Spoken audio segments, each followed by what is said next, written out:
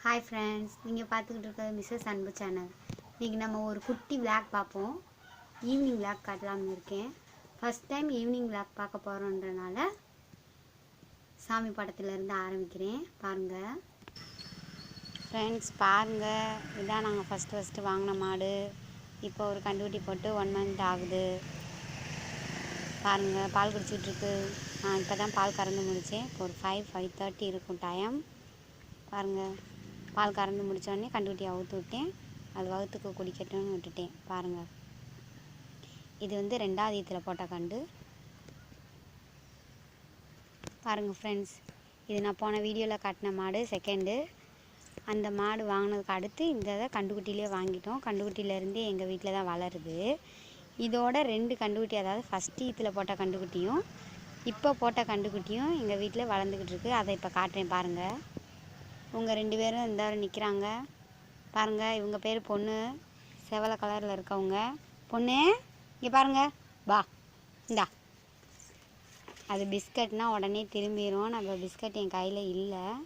பாருங்கள், பொண்ணுன்னு கூப்பிட்டாலே திரும்ப. அதுக்கு பேர் பொண்ணுன்னு வச்சுருக்கோம். இது வந்து பையன் காலக்கண்டு. பாருங்கள் எப்படி இருக்கேன்னு பாருங்கள்.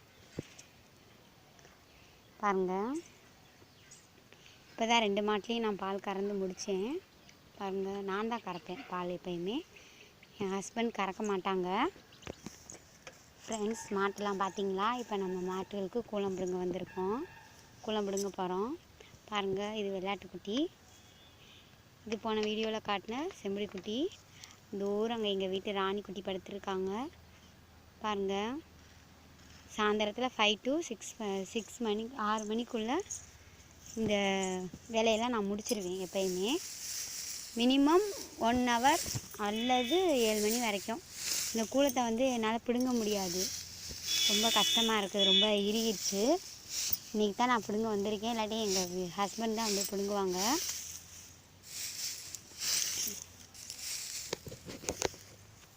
பாருங்கள், நான் கூளம் பிடுங்க செம்பரி குட்டி வந்து கூளத்தை கடிக்குது. நான் வந்துட்டேன்னு சொல்லவும் ஓடி வந்துருச்சு. படுத்திருந்தது. நீ இந்த வேலையை முடிச்சிட்டேன்னு சொன்னால் அதுக்கடுத்து நைட்டு டின்னருக்கு தான் ரெடி பண்ணணும். நைட்டுக்கு எங்கள் வீட்டில் டின்னர் என்னன்னு பார்த்தீங்கன்னா, காணப்பயிறு குழம்பு சாதம் தான் வச்சுருக்கேன்.